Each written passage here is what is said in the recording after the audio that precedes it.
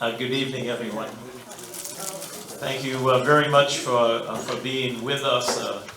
Special thanks to Deacon Chris Paul, David Cavallo. They are from the Secretariat for the New Evangelization, a diocesan office that works very much in tandem with all of our parishes. A couple of months ago, I think it was David, no, maybe, yeah, I think it was David who said, anytime you need any assistance in your parishes, just give us a call. So I said, okay, we're going to try you. No, but let me explain a little bit about what happened. And I'd just like to begin by just reading one prayer from the Order of Baptism for Children. And if you can recall, if you had a child that was baptized or a grandchild, the parents were handed a candle. And on the candle, after the candle was lit, the priest or the deacon said to the parents, "Receive the light of Christ."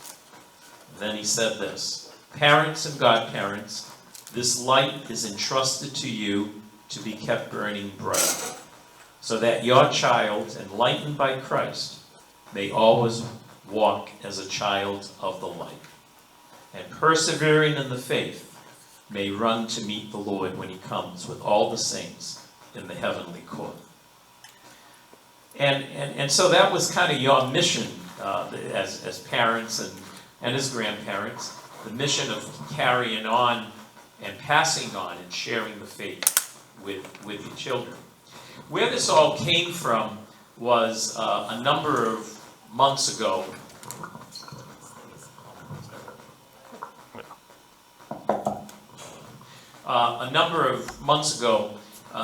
Someone came up to me and they said, Father Steve, my grandchild came home from school with some real strange things that were talked about in the school.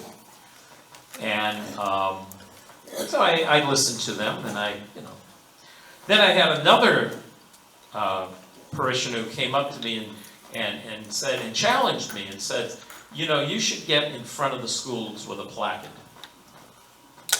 and talk about your faith and say what's going on in these schools should not be happening. Now, you guys have known me long enough to know I'm not a placard person. But it made me stop and think, what are we doing for our children?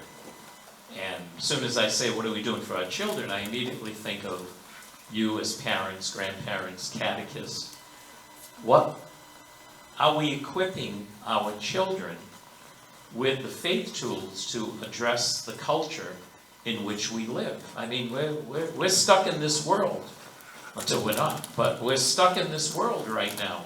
And we have been called and missioned by Christ to transform the world. And that sounds wonderful, but then you put it in the concrete, and then you send your son or your daughter or grandchild to school,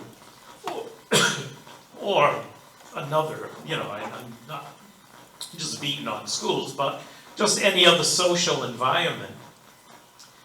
And they're most likely hearing things, and being told things very different than what, thank you. I said I'm 80% back, but you're being told, how do you respond to it? We need to equip ourselves so that we can equip our children. And so that's where this developed, this whole idea of perhaps bringing parents, grandparents, catechists, interested adults together to help us so that we can help our children and make them strong and give them the tools that they need, the tools of our faith, so that they can live in this very challenging world and culture in which we are. So that's kind of how this all developed. So based on that, thank Jonathan and Tom from our staff for making this all happen, and now turn it over to Dave and Deacon Chris. Thank you. Thank you. Round of applause for Monsignor, please, for his work. Thank you, Monsignor, for the introduction. Thank you to Jonathan, to Tom, and the team here. Thank you to all of you for coming out on a Wednesday night before it gets too chilly. For here. So, as Monsignor said, my name is David Cavallo. A little about ourselves, and we'll get into tonight's kind of program. I grew up in Fall River, Massachusetts, in the Flint. If you know the Flint, you know two things. There's Portuguese people and Sam's Bakery. So I usually am a fan of both. Grew up there as a parishioner at Espiritu Santo, where I still am a parishioner. Went to the Catholic school there, Bishop Conley. And then I went on hiatus. I went about 8 years in New York State and in Jersey, working between the Diocese of Albany, the Archdiocese of New York, and the Archdiocese of Newark, where I worked with parishes in Catholic education.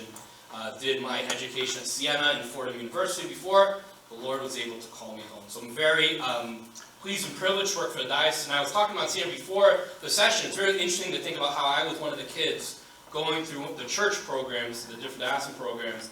Now the Lord has placed me here.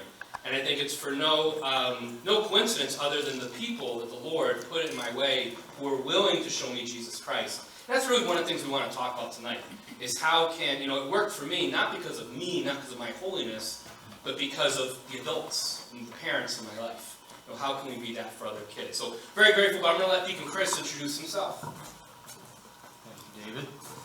So, my name is Deacon Chris Paul. I'm the Director for Adult and Child Discipleship for the Diocese of Fall River. I was ordained a deacon over 8 years, almost 9 years ago, for the Diocese of Manchester, New Hampshire, where I've lived for 20 years before moving here, right to Fall River a year this past August. I grew up in upstate New York in a similar area to where David was called to do ministry. I was there a few years before David, but yeah, it's really been a joy and a privilege to come to Fall River from primarily working in classroom education. I taught history, theology for many, many years. Worked in parish ministry for quite a while, and then the Lord called me to Fall River. So it's a joy to be with you tonight. Thank you, Deacon. So this is going to be kind of our game plan. This will really be a 3-month series, once a month for 3 months. And Jonathan was very nice enough to put out a survey to parents in the parish and the program asking what are things that you would need help with. So that's going to be really informing our 3-part session. Our first one for the series is going to be kind of doing double duty. The first is going to be talking about kind of what is the current landscape. When we talk about our children, when we talk about young people, what does that even mean? What is the current situation they might be facing with some of the data? How do we engage, if we're talking about how to talk to our kids about certain topics, how do we even engage in the art of conversation first? And then we're going to talk about one of the first topics that kind of comes up. So that's kind of our agenda for today. One of the things you'll hear constantly, a little bit more about my background. I've been married. It'll be going on 7 years. So I have much to learn from, I'm sure, many of you. But you'll probably hear about one of my 3 children at some point in time. So I have a 5-year-old Gabe, a 2-year-old Francesca, who's 2 going on 25, and my son Raphael, who just turned 2 months. So we have 3 under 5. It's a world. I always tell people, my family's not what keeps me up at night. But honestly, it's certainly been a journey. So when Monsignor was reading that piece of the rite of baptism, we just did that twice 2 years in a row. So it's still very fresh in our memories. And one of the questions that comes into my mind when I think about my 5-year-old who just started kindergarten, my 2-year-old and my 2-month-old is will they have faith 10 years from now, 15 years from now? What church will they find? And that's honestly what keeps me up at night as someone working for the church is, what church am I helping to build that they will have and be a part of not only now, but in 15 years from now? Let's talk about our young people now in generations. The current kind of generation, different sociologists will speak differently on how to measure generations. But the general consensus is that anyone ages 6 or 7 to 24, quite a wide range, is what we call Generation Z. Any children now being baptized, so my children, ages 6 to 7 and below, this is what we call Generation Alpha. We just started the alphabet again. It's not really that exciting in terms of naming. Gen Z, Gen Alpha. The generation before Gen Z is the infamous millennials, also known as Gen Y. However, a lot of times we think of millennials as 20-year-olds. Millennials now are 30 and 40. So really, when you think of young adults, it's Gen Z.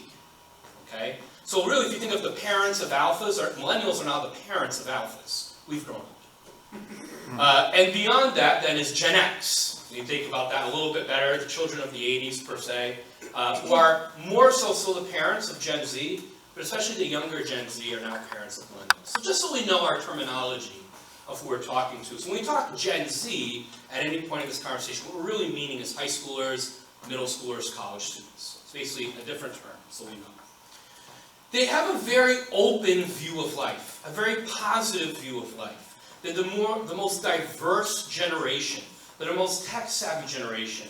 They have a lot of, it's still kind of a twinkle in their eye to a certain degree. To show a little difference, you can ask me what an 8-track is, and I can tell you what that is. Okay? My son doesn't even know what cable is. He knows Disney Plus, Hulu, YouTube, Netflix. He has not grown up with cable at all, because the fees are too high. But that's besides the point. Right? He knows how to swipe away the ads on YouTube. Don't judge me. He's grown up saturated already, and it's a great positive in that. I remember we were buying the list of items for kindergarten. One of them was headphones. Like, why does he need headphones in kindergarten? Because they work on tablets. They work on, and I was like, that's awesome. But I'm like, if you looked at my list for kindergarten, I remember one of the things we did is you took a canister of whole cream, put some salt in it, and we all took turns shaking it to make butter. Right? That's what we did in kindergarten. Now he's working on headphones and iPads. We've come a long way. So a lot of positive things. But there's also not so positive things in the situation. And here's some information. We try to cite all our data. We didn't just Dean, Chris, and I didn't just come up with these numbers. You can feel free to look them up by yourselves. And actually, I encourage you to. There's a great deal of information we won't be able to cover. If you're worried about missing anything we say, not only is it being reported, we actually have a one-pager front and back that pretty much gives a synopsis of all the key points we're going to give tonight. So if you fall asleep, you can read it on the way home, and it'll be great. But let's think about this. Gen Z, for all its positiveness and openness, is been nicknamed the loneliest generation. And not just because of living through COVID, where we've been shut. Let's look at some of this data. 1 in 3 Gen Z feel completely alone, is what they say. So they average about 66% of them say they have 3 or less meaningful interactions in a given day. That includes at home, in their perception. Let's put it that way, in their perception. 55% of them reported poor mental health. 56% said even though they had a positive outlook on life, they expect the worst to happen in life. 52% have the highest rates of depression. So in terms of depression, loneliness, and anxiety, they have the highest rates of any generation that has come before them, quite literally. It has just continually increased as the decades go on. Now I'm sure the pandemic has not aided that whatsoever. Where schools, or I remember for my son at least, daycares literally shut down. For those of us who could work from home was a blessing, especially for those who had children. I had teachers that I knew who are full of stress of, I'm running out of space, there's no childcare for my children, what do I do? So certainly this preconditioning of expecting the worst has also happened, I think, in part over time.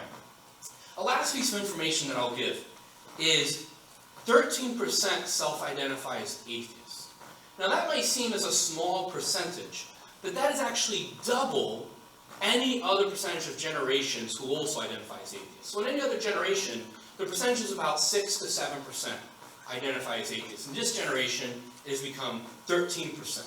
So it's doubled. For the first time in the United States, we have dipped below 50% of individuals who identify as any sort of religious or as Christian. Is now actually a slight minority in the country. So they live in this tension. I don't want to talk to them personally of they over there. I'm sure many of them are even your children, but to make a long story short, they live in this tension where in culture they are being shared to live for success. So I used to work in Summit, New Jersey. If you know anything about Summit, New Jersey, every house is worth $1.4 million. That's where Eli Manning used to live. Beautiful town, beautiful people. If you're watching this right now, fond thoughts of you. But it was this huge pressure to succeed. This huge, like Christian Pulisic, if you know him on the United States national soccer team, is from New Jersey. This huge pressure to succeed. So on one end, they're being told to succeed, but their experience, as you're seeing here, is one of quite the opposite. Of loneliness, depression, anxiety. And so they're experiencing these negative effects of reality and being told to shoot for success. And the tension can be too much. And this is where they're subsiding in culture. And this is the opportunity of faith to speak hope into this situation. This is the opportunity of Jesus Christ to speak into this tension of the hope that only Christ can give. Well, how do we then have these conversations? How do we speak truth and hope into this situation? Well, we kind of have to lay some groundwork first. And the first groundwork, as Monsignor pointed out, begins with parents. I encourage you to look up any of the various books and studies done by Christian Smith. He's a sociologist from the University of Notre Dame, South Bend, Indiana, for any Irish fans in the room. And his most recent work came out in 2021, Handing Down the Faith, looks at the exact transmission of faith. It's a large book. I'll give you the two biggest points. If you want to read it, you can. Wonderful work.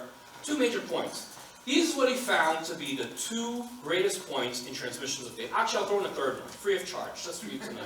Three major points on transmission of faith. Number one, in short, if you want to see what a child's faith life will be when they're older, look at their parents.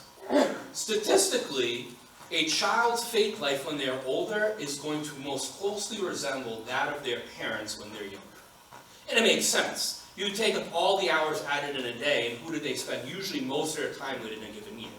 It's still their parents. Even all the time spent at school, all the time spent at different extracurriculars, at church, it's still going to be the parents who are in and out every single day, or guardians, or whoever's the primary caregiver. Maybe I should use that language. Whoever's the primary caregiver will be the most apt there. But the first is this. Parents need to not only walk the walk, but also regularly talk with their children about their walk, what it means, why it matters, and why they care. People are convinced much more by your why than your what. If you just tell people about Jesus, it's very different than telling them your why you follow him. I'll put it to you this way. There's a lot of former Catholics that know their prayers. We did a very good job of catechizing the knowledge of the faith.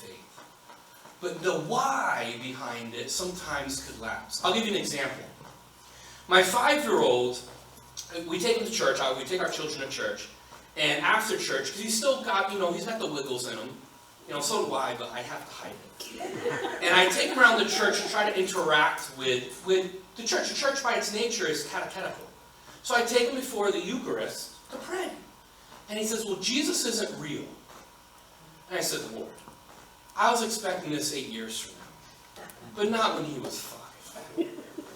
So then later, another night, we're asleep, and he comes, and I kid you not, it was like 3 in the morning. He hops in our bed, and he goes, Dad, Jesus isn't real.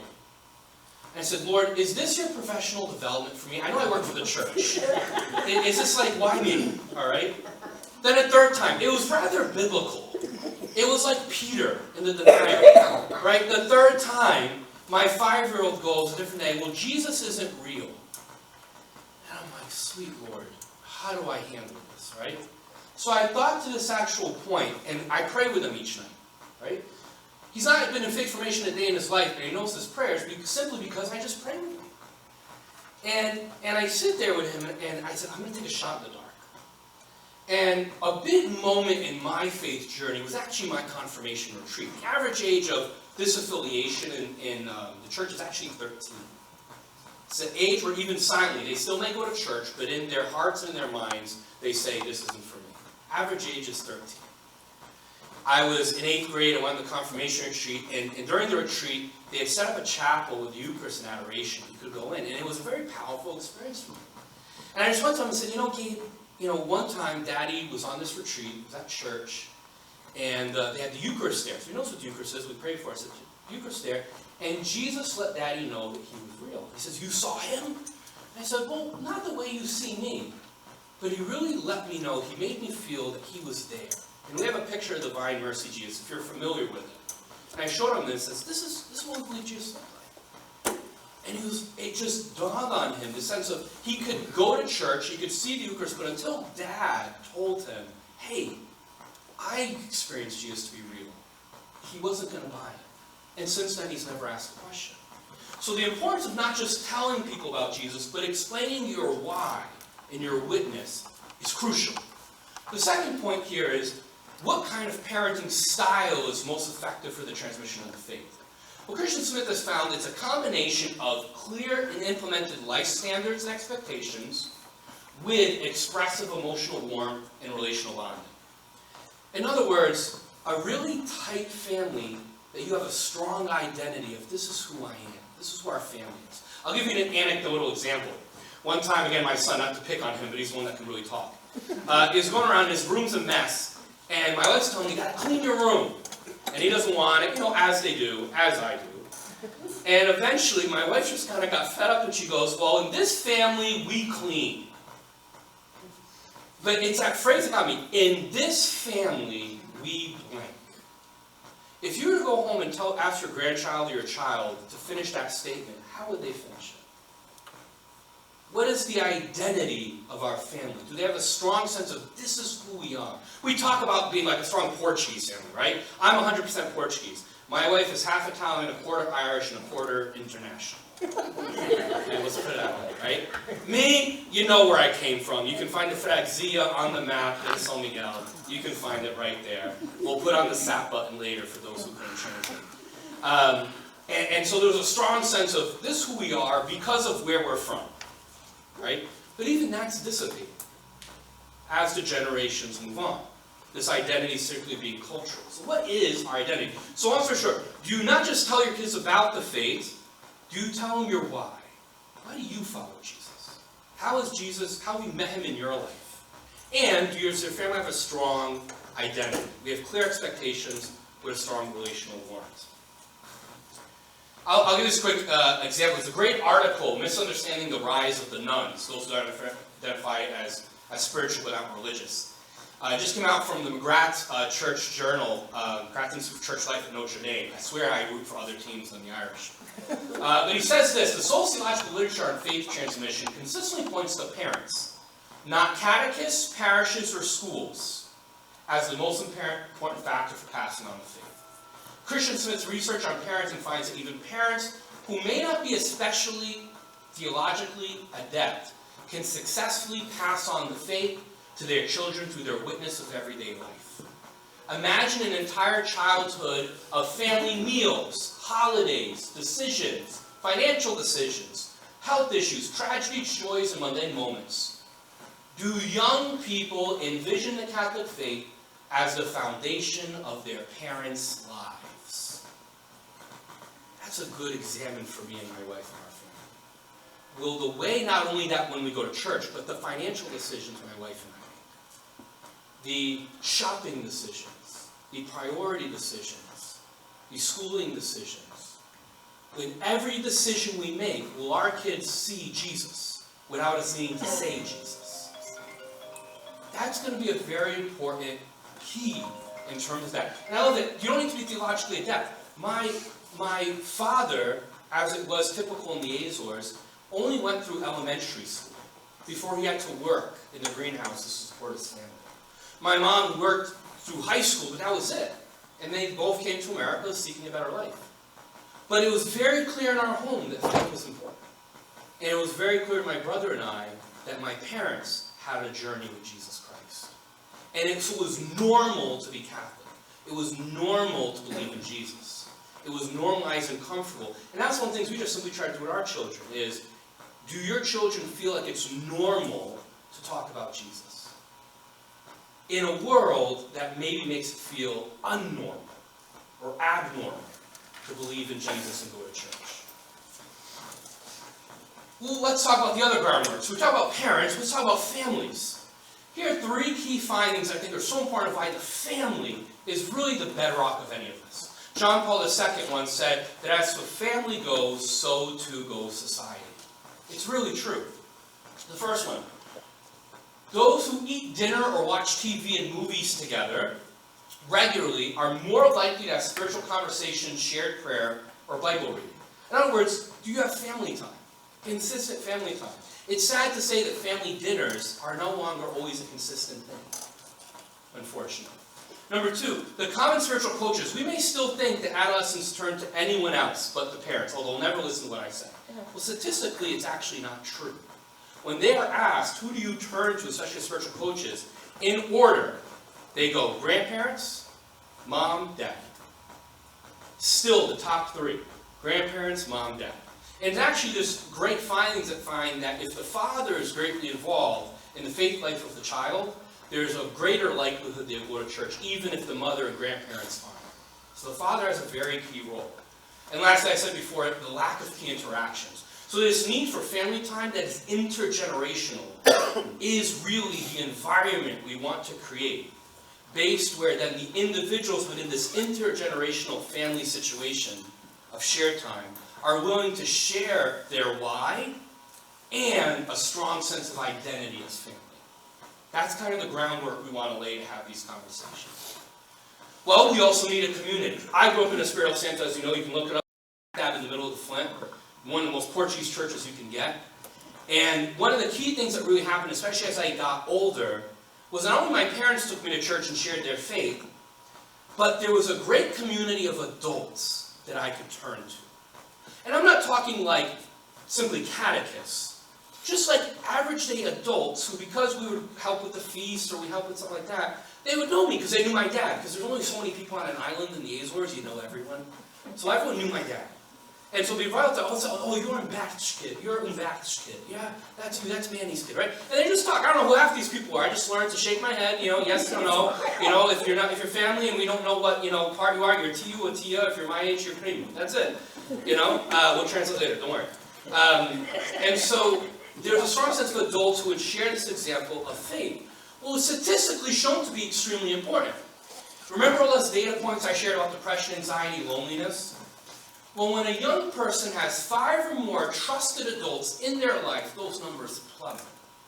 If a child has 5 or more trusted adults in their life, 62% feeling completely alone goes to 9%. Right? 70% feeling they don't feel understood or left out goes to 24 and 21% respectively. 73% who feel stressed or overwhelmed goes down to 39%. Now notice none of the numbers are similar. However, look at the impact a community can have on a child's life. Why is the parish community so important? It is the role of the parents, yes, but the parents as part of a community of faith. It's actually all of our roles, even if we don't have children. If you're here and you don't have children, if you see children, to be a trusted adult and a mentor to them is so important. I was very grateful to not only have parents who said faith were important, even if they were not theologically adept, and adults at church I could turn to in those questions I didn't want to hear from my parents. So important in that regard. So what are some conversation tips? So you've laid the groundwork. All right, so we've had a strong family identity. We share our whys about the faith. We have intergenerational family time. They have trusted adults in their lives. Now that question comes up. The X question. Insert topic here. What should I do? Fuller Youth Institute actually literally has a guide that says how to talk to any young person. You can look it up as well. It gives a lot of great points, but I'm going to summarize some key points here in general. Number one, choose the right location. I always tell people you don't want to feel like you're in the principal's office. You're a principal here, I'm sorry. In the principal's office, right? You want to have a comfortable place which is disarming. Location is key of where you have these conversations. Number two, listen with your heart. If you think about your marriage and a healthy part of a marriage, communication is the lifeblood of a healthy marriage. And part of that is active listening. And my wife sometimes, my first reaction as a man is to just fix problems. And my wife sometimes just wants to vent. And it'll get so bad that at a certain point she'll be like, Dave, I just literally need you to tell me, wow, Teresa, that's really hard. I'm sorry. To which I will then say, wow, Teresa, that is really hard. I'm sorry. And she goes, thank you. All right, so sometimes we just need to listen without actually jumping to, well, actually, this is what they're, no, just listen. First part, just listen. Repeat what they've said. It's a key skill of active listening. to reiterate in your own words what they say, reflective listening, to ensure that you've heard them correctly. There's a difference between listening to someone and hearing them. Right? Listening is I can regurgitate, hearing is I have captured the sentiment of what you have said. Regardless if I agree with you or not, I admit you be heard. Okay? First 3 steps, literally right location, listening, and reflecting. That's all, first 3 steps. Right? Ask follow-up questions. Before you start giving into an apologetics, learn more of the why. If we meet any major question, there's a question underneath. You know, we're going to get into the topic of suffering real quick, but really, usually in our experience, I think between the two of us, we've taught Catholic high school for 20 years? Between the two of us, there's always that student that comes up, and when they ask the question of God and suffering, it's usually because they're going through something. That's the real question they're asking. So what's the question underneath the question? Until you ask follow-up questions, you can't really find that. Avoid a monologue. I know that I'm not, doing a good job of that right now, but hey, that's why we're here. But avoid just a monologue of just an answer. There's got to be a conversation is not a monologue. That's why we call them monologue, right? And fuel a positive atmosphere. A couple additional insights. Avoid interrogation right after school. Make the first few moments stress-free for them. So leave my 5-year-old, I swear, he's going 5 on 13. I love him though, I love my son. But we'll pick him up from school, 2:20, or my wife will. I drop him off, she picks him up at night, and he'll ask, and he literally, I kid you not, this 5-year-old goes, enough with the questions. Oh, and then the other day, he rationed our questions. We only got 1 each. That was the ration that we got. So, maybe avoid that, right? So I've taken this point to heart, and I just don't ask him about school for a period of time. What we've done at prayer time at night, it's an Ignatian practice, right, in prayer, of the examine, to reflect back in your day. So one of the things we do is, as I pray, we used to ask, who do you want to bless, and what do you want to thank Jesus for? So now I go, what's one thing that happened really good today, and what's one thing that was really hard?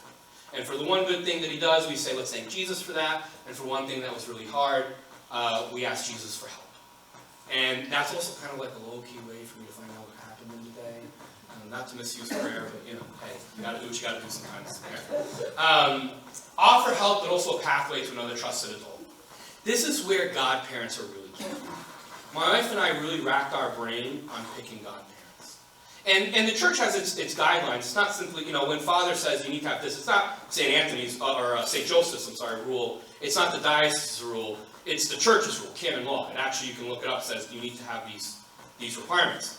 We go a step beyond it and we say, my best friend Josh, I'll put him on the spot, he's not here, but he'll appreciate it. We talk about awful runs. Newport Creamery, right? They're awfuls. Growing up in high school, whenever we had a hard issue, we'd go get an awful. Actually, after my father passed away and after the repast, we just need to go. We went to the spot, by Bishop Conley with the CVS in the Newport Creamery. And when Teresa and I talk about who do we want godparents, is who is someone who not only can model the faith, has a strong identity, will always be Catholic, and is fully initiated, and lives in harmony with the church, but who can go with awful runs with our son? That when he's of an age, he doesn't want to hear it from dad, who works for the church, doesn't want to hear from mom, we can send them, Josh, can you take him out for an awful? He's going through some stuff. Okay? He'd appreciate it. So even if you talk to your child or grandchild, who's another trusted adult you can build a pathway to? That can be an ally in what we're doing. And lastly, let answers shape the conversation, right? So if we just say, I want to get my point across, but their answers are saying something completely different, go with their answers. It's okay. Have other conversations. Lastly, model conversations, including repair attempts. So good modeling the ability to read, right, comes from if you were read to. If your parents read to as you were children, you probably have a much better adaptcy for reading comprehension. Similarly, if you know how to have conversations, it's because conversations were modeled for you. One of the ways this really comes out that really hits me home, is a lot of times in families we will argue in front of our children, but not apologize in front of them. Usually we'll argue, like as a household, and then we'll make up kind of in private. Not intentionally, it just happens. Like after the kids go to bed, or as we're getting ready for bed. The problem with that is they saw the argument, but not the apology. So one of the things we try to remember is, even if we argue in front of them, it happens, it's family, it's life, and we apologize in private, that we intentionally kind of like mock apologize in front of them, so they know what that is actually like. one of the key aspects of a healthy marriage, there's like 7 key components to some of the research of healthy marriages, is marriages who engage in repair attempts. Repair attempts can be as simple as, you ever been in like an argument, like if you're married with your spouse, and you don't want to apologize, so you ask a dumb question like, is the refrigerator still running? Like, you know what I'm saying? Like those kinds of questions, and it's really your effort to kind of like throw out a balloon to see, are you still mad at me? Will you talk to me? Right, that's a repair attempt. Okay? A more formal repair attempt is saying, I'm sorry. Okay, that's a more formal way, but if you're passive aggressive, you might float the balloon and say, hey, is the refrigerator running? All right, he responded to me, let's talk about something else, right?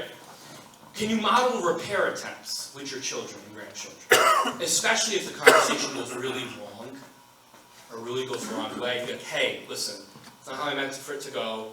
I'm sorry that I came across this way. I feel this of how you were sharing. Can we start again? And that's a great sense of building positive conditioning that even if things go wrong, they can still come to you for those conversations. So I'll give you this last example. I mean, the master class in listening and talking to people is Jesus, right? And if you read John 4, it's Jesus meeting the woman at the well. It's a master class in talking to someone. If you don't know the story, the woman is in Samaria. So remember the Good Samaritan parable? You remember that? Mm-hmm. One of the key aspects of the Good Samaritan parable is that the Levite and the priest, who are Jewish, pass by a Jewish person. The Samaritan, who the Samaritans and the Jews were at odds for different religious reasons and political reasons, is actually the one that helps them. So it's a really clear image of the other helping the other. Or to make it really hit home, the Republican helping the Democrat, or the Democrat helping the Republican. You know what I'm saying? I'm not picking a side here, just to really push home of a modern version of that parable is the other. So Jesus is in Samaria with the other. That's where usually you can find Jesus, with the other, the outcast. And this woman is at the well at high noon. Detail of that is usually you would go early in the morning or late at night when it was cool. You don't go at high noon when it's hot. Why is she there? Because she's trying to avoid the people in town. She's trying to avoid the gossip because, well, it's about her. And that's where Jesus meets her, in the midst of all this going on. And he basically tells her, you know, tell me your story, what's going on? He doesn't start going into apologetics, he basically lets her share her story. And as she shares her story, he speaks truth into what she's experienced. Well, this is why this is going on, because you're not doing this. This is why, if you only knew the gift of God that was speaking to you, and then he invites her to accept it. And it's so profound the impact Jesus has on her, she goes around the town telling everyone about Jesus. I think this is a very simple method for having similar conversations. I call it the well method. Registered trademark. It's 4 really steps. First, meet them where they are. Remember the first step? The first year would just listen. Where's a comfortable, a good environment, a good location? Second, just listen. What's their story? What are they going through? What's the question underneath the question? Third, help them identify God working in their lives. We need to do a better job of helping individuals in what I call the discipline of discernment. You know, there's an interesting statistic. Only 30% of Gen Z believe that lying is wrong. Which, if you do the math, that means 60-something% believe it's either apathetic or think it's not wrong at all. This is even more striking one, and this is all from the Springtide Research Institute, if you want the source. 12% of Gen Z trust their generation to know what they are consuming on media. 12%. Only 12% believe and trust that their peers know how to discern the information they're consuming. So they don't even trust themselves in terms of consuming them. How can we aid them in accompanying them in discussing through what their questions are to discern what's good that they're consuming and what's not good that they're consuming? And lastly, invite them to respond to God's goodness, respond to a relationship. So on this point, one of the first topics that came up that Deacon Chris is now going to speak to is, all right, we've talked a lot about the art of conversation. Now let's talk about this first topic of God and suffering. This question of, why does a good God allow suffering and evil that we might come up? Deacon Chris.